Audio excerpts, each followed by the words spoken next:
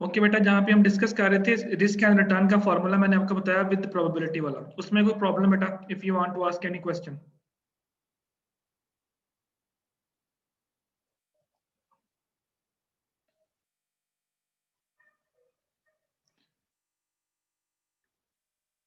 मैं आपके सामने ओपन कर देता हूँ। ये हमने रिटर्न का फॉर्मूला पढ़ा था और ये बेटा हम अभी रिस्क का पढ़ रहे थे।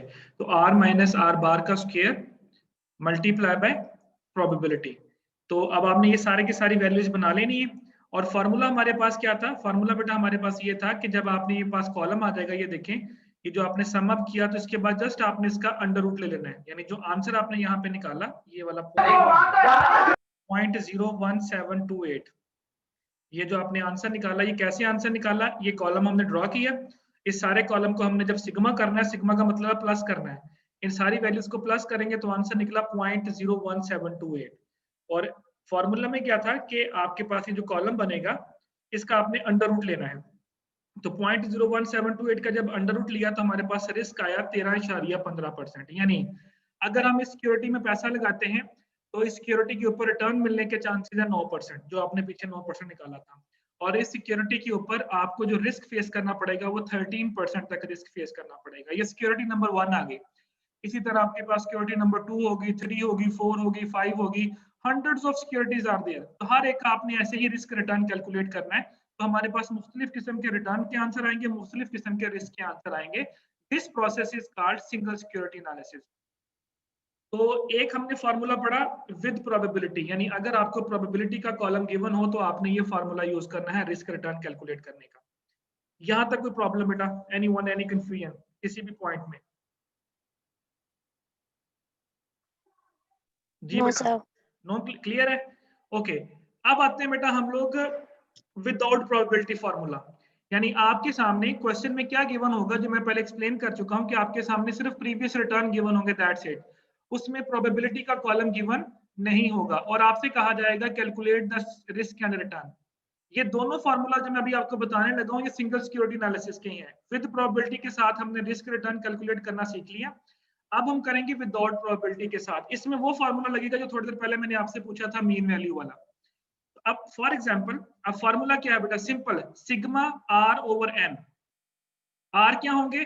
प्रीवियस रिटर्न होंगे, और एन क्या होगा? Number of values. यानी अगर आपके पास सिंगल सिक्योरिटी के प्रीवियस रिटर्न गिवन हो और साथ में प्रोबेबिलिटी का कॉलम गिवन नहीं होगा, तो हमने फार्मूला क्या यूज करना है? Sigma R over N. यानी जितने भी आर की वैल्यूज गिवन होंगी आप क्वेश्चन में सबको प्लस कर लें और डिवाइड कर दें नंबर ऑफ वैल्यूज के साथ। यानी फॉर एग्जांपल अगर मैं आपके सामने ये आगे एग्जांपल ओपन करूं, आप पहले इस फार्मूला नोट कर लें। सिग्मा आर ओवर एन, बेटा फार्मूला क्या होगा? Sigma R over N. यानी जितनी वैल्यूज आर की गिवन होगी क्वेश्चन में सबको प्लस कर लेना है, डिवाइड कर देना है नंबर ऑफ वैल्यूज के साथ। रिस्क का फार्मूला बेटा अगेन वही वाला प्रोसीजर अप्लाई करेंगे। आर आपकी प्रीवियस वैल्यू होगी माइनस आर बार जो आपने निकाला होगा, उसका आपने ले लेना है स्क्वायर। तो सिर्फ ये कॉलम हमने ड्रॉ करना है, आर माइनस आर बार का स्क्वायर। जब आप ये कॉलम ड्रॉ कर लेंगे, उस कॉलम को आपने सम अप कर लेना है, सिग्मा ले लेना है। देन आपने डिवाइड करना है, जो आंसर निकलेगा इस कॉलम का, ये जो कॉलम का आंसर निकलेगा, इसको आपने एन पे डिवाइड करना है। एन क्या होगा हमारे पास? Number of values, 1 2 3 4 5। यानी अगर 5 वैल्यूज गिवन होंगे तो एन 5 हो जाएगा, अगर 4 वैल्यूज होंगी तो एन 4 हो जाएगा, अगर 3 वैल्यूज होंगी तो एन 3 हो जाएगा। तो फिर जब आपने इसको डिवाइड किया तो उसके बाद आपने उसका अंडर रूट ले लेना है, तो दैट इज कॉल्ड रिस्क। तो अगर विदाउट प्रोबेबिलिटी का कॉलम गिवन होगा तो हमने रिटर्न कैसे कैलकुलेट करना है? Sigma R over N. यानी जितनी आर की वैल्यूज गिवन है सबको प्लस करके नंबर ऑफ वैल्यूज पे डिवाइड कर देना। फॉर एग्जांपल अगर मैं उसी क्वेश्चन के ऊपर वापस जाऊं, तो आपको ये पी वाला कॉलम गिवन नहीं होगा इस क्वेश्चन में, सिर्फ ये आर वाला कॉलम गिवन होगा। तो आपने क्या करना है? ये सारी आर वाली वैल्यूज को प्लस कर लेना है। अब इसका रिटर्न कैसे निकालेंगे? ये सारी वैल्यूज को प्लस करेंगे, डिवाइड करेंगे 1 2 3 4 5, 5 पे डिवाइड करेंगे, आपके पास आर का आंसर आ जाएगा। जरा निकालें। ये आप सिर्फ आपके पास ये आर वाला कॉलम गिवन होगा, ये पी गिवन नहीं होगा आपको। तो आपने पास ये जो 5 वैल्यूज है, जरा इसका आर निकालें, देखते हैं कि इससे आर कितना निकलता है।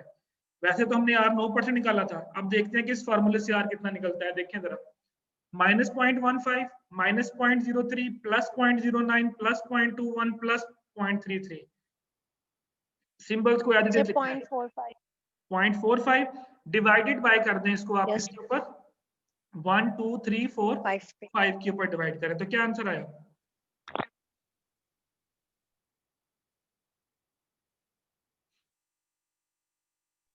सर 0.09 0.09 तकरीबन वही आंसर आया जो कि 0.09 जी देखिए यही आंसर आया तकरीबन वही। तो ये करीब करीब ही आंसर आएगा।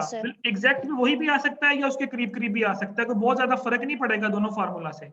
अच्छा ये आपने रिटर्न निकाल लिया, अब आपने रिस्क निकालना है तो अब आपने क्या करना है, आपने कॉलम ड्रॉ करना है r माइनस आर बार का स्क्वायर। सिर्फ ये p वाला कॉलम नहीं है, सिर्फ ये p छोड़ दें, ये वाला कॉलम आपने ड्रॉ करना है r माइनस आर बार। तो अगेन बेटा r ये था, r बार आपने जो यहाँ पे निकाला था उसका स्क्वायर लेते थे, मल्टीप्लाई बाय p वाला, सिर्फ ये मल्टीप्लाई बाय p खत्म हो गया। क्यों? क्योंकि उसमें प्रोबेबिलिटी गिवन नहीं है।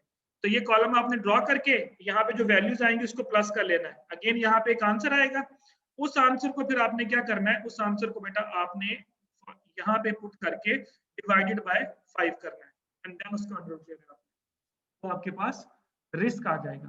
तो ये है बेटा आपके पास इन सिंगल सिक्योरिटी एनालिसिस कि अगर आप सिंगल सिक्योरिटी एनालिसिस करेंगे किसी सिक्योरिटी का तो आपने रिस्क और रिटर्न कैसे कैलकुलेट करना है। ओके ये डाटा नोट करें सभी लोग। ये एक सिक्योरिटी है, उसके 10 रिटर्न्स गिवन है, 9.6%, माइनस 15.4%। इसको कॉलम की तरह ड्रॉ कर लें, ऊपर कॉलम की हेडिंग दे लें आर कॉलम की हेडिंग दे लें ऊपर, और ये 10 की 10 वैल्यूज लिखें। स्पीड अप करें सभी लोग, लिखें इसको।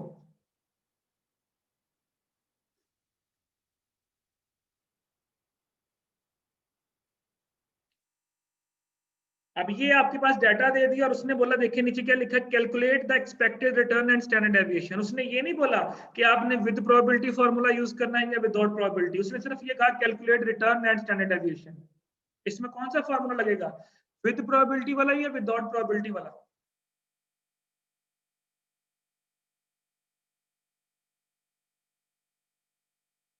सर विदाउट प्रोबेबिलिटी विदाउट वाला। प्रोबेबिलिटी, क्योंकि इसमें प्रोबेबिलिटी का कॉलम गिवन नहीं किया, इसमें सिर्फ प्रीवियस रिटर्न्स गिवन किए हुए हैं। चलें निकालें, सबसे पहले रिटर्न का आंसर बताएं क्या आ रहा है। क्या करना है, इन 10 की 10 वैल्यूज को प्लस करें, डिवाइडेड बाय 10 कर दें, दैट्स इट, आंसर आ जाएगा। परसेंटेज खत्म सर करके लिखेंगे तो पॉइंट्स में आंसर आएगा, परसेंटेज के साथ लिख देंगे तो जो आंसर आएगा वो भी परसेंटेज में आएगा। इट्स अप टू यू कि आपने परसेंटेज खत्म करनी है या नहीं करनी। सर काइंडली कर्सर पीछे कीजिएगा, वो नजर नहीं आ रहे वैल्यूज।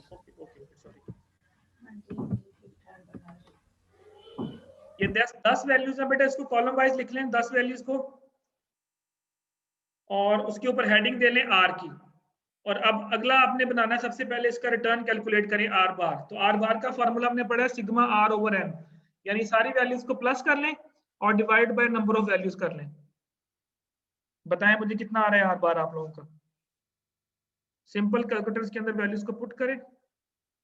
मैंने बोला अगर परसेंटेज खत्म करके लिखेंगे तो भी ठीक है, अगर आप परसेंटेज समेत लिख देंगे तो जो आंसर निकलेगा वो भी परसेंटेज में ही निकलेगा। तो बेशक आप परसेंटेज खत्म ना करें, इसी तरह पुट कर दें 9.6, 15.4, 26.7 ऐसे ही पुट कर दें, और फिर देखें डिवाइड बाय 10 करके जो आंसर निकलेगा वो भी परसेंटेज में ही होगा।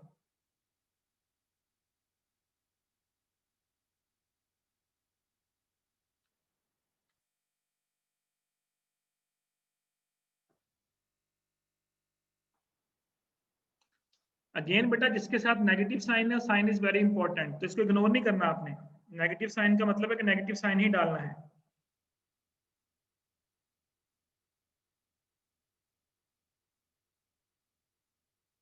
सर आर बार का आंसर है 111.8। 100 नहीं, डिवाइडेड बाय 10 भी किया है हाँ जी बेटा, इतना सर, ज्यादा उसको प्लस करके आंसर आया। प्लस करके आंसर आया ना, इसको डिवाइड बाय 10 भी करें। प्लस सर करके मेरा आंसर आया आंसर तो 9 आ रहा है। 9% सर बेटा मेरा भी 9 आ रहा है। सर 9% आ रहा है मेरा सर भी। 9% आ रहा है। 9% आ रहा रहा है। प्लस माइनस मैंने नहीं करवाना, मैं आपको बार बार कह रहा हूँ, प्लस माइनस बेटा आपने खुद करना है।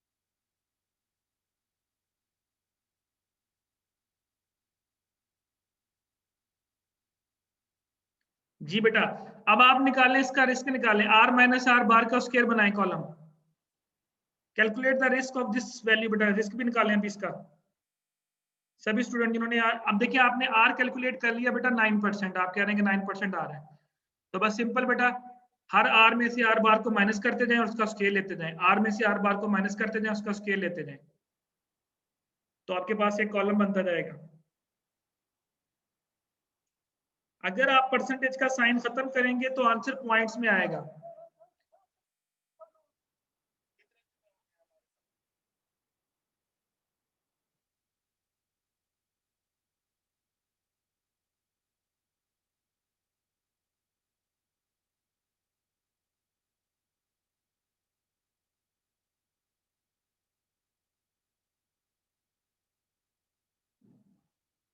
बना रहे हैं बेटा? Yes sir. तो यस सर।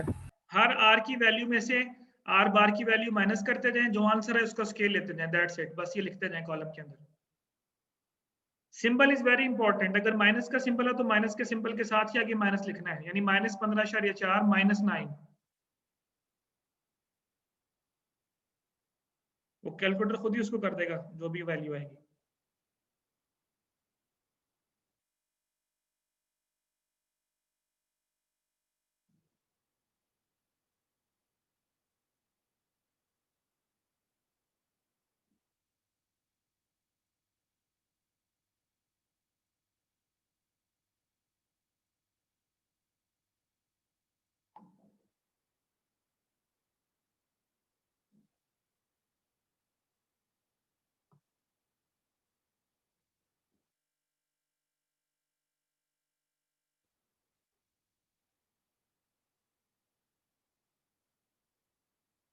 सीआरस बैठे हैं दोनों क्लासेस के?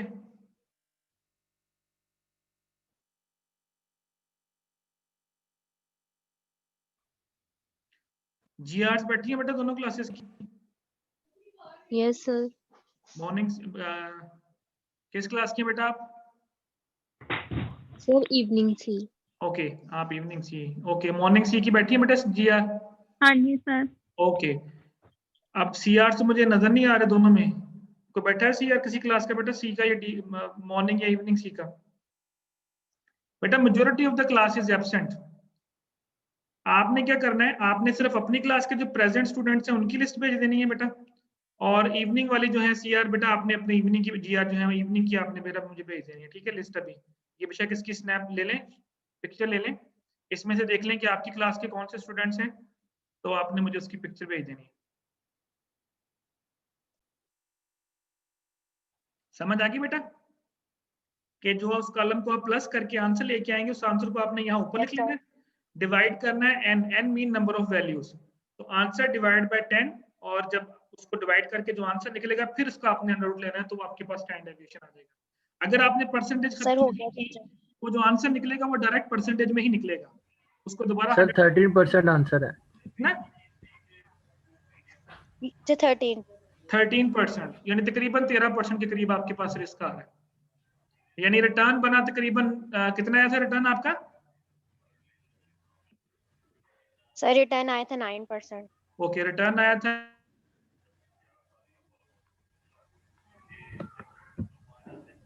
चलें ठीक है, बाकी लोग भी देख लें ये आंसर आ रहे हैं।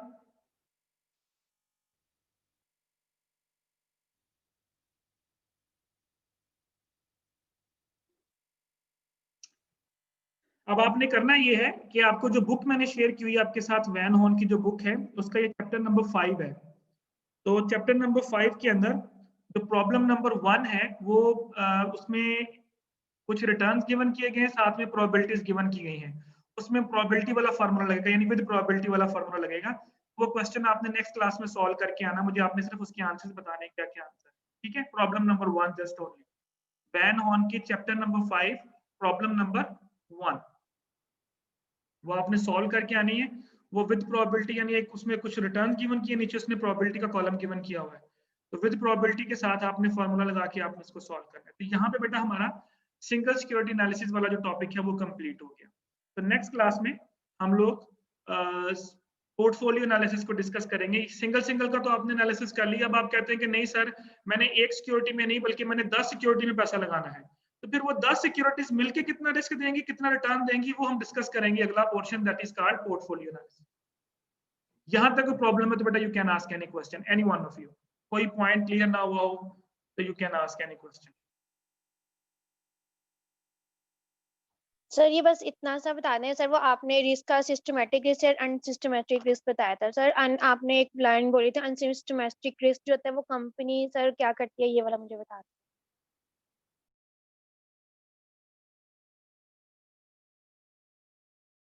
अनसिस्टमैटिक सर, रिस्क वो वो रिस्क कंपनी होता है के बेटा जो internal कंपनीज अपने इंटरनल एनवायरनमेंट की वजह से फेस करती हैं, यानी अपनी गलतियों की वजह से जो आप रिस्क फेस करते हैं वो अनसिस्टमैटिक रिस्क है। यानी पुअर प्लानिंग, आपने डिसीजन गलत ले लिया, आपका जो मैनेजर है उसने गलत डिसीजन ले लिया, आपकी जो एम्प्लॉइज है वो स्ट्राइक पे चले गए, ये ऐसे रिस्क है जिसको हम मैनेज कर सकते हैं कि नेक्स्ट टाइम ये गलती नहीं करेंगे, नेक्स्ट टाइम ये गलती नहीं करेंगे। तो अनसिस्टमैटिक रिस्क को हम कंट्रोल कर सकते हैं, मैनेज कर सकते हैं, लेकिन जो सिस्टमैटिक रिस्क होता है वो हमारे कंट्रोल में नहीं होता, वो बाहर की फोर्सेस की वजह से आता है।